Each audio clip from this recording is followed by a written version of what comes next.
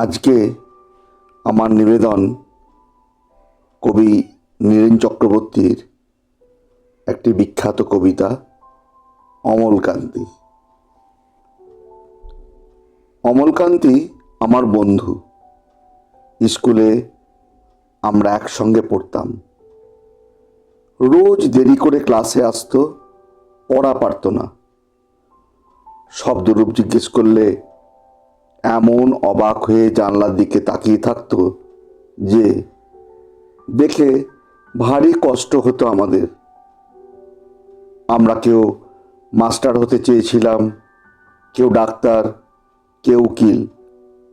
অমলকান্তি সেসব কিছু হতে চায়নি। সে রোদ্দুর হতে চেয়েছিল।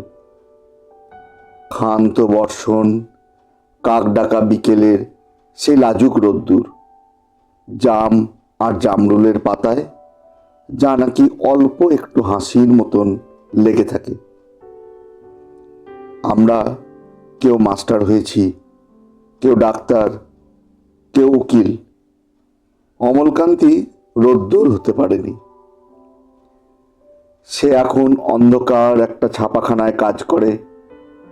মাঝে মাঝে আমার সঙ্গে দেখা করতে আসে, চা খায়, এটা ওটা গল্প করে, তারপর বলে উঠি তাহলে।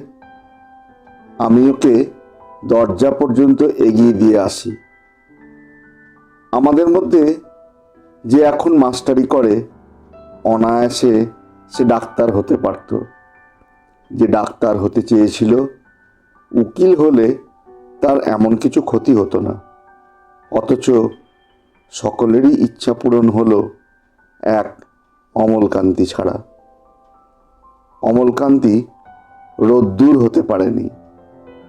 সেই অমলকান্তি রোদ্দুরের কথা ভাবতে ভাবতে ভাবতে ভাবতে যে একদিন রোদ্দুর হয়ে যেতে চেয়েছিল।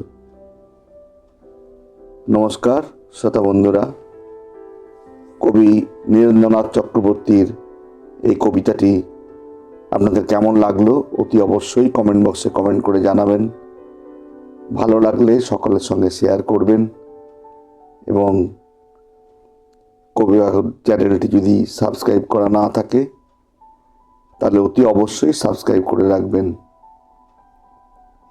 আজকে শেষ করি। ভালো থাকবেন সবাই।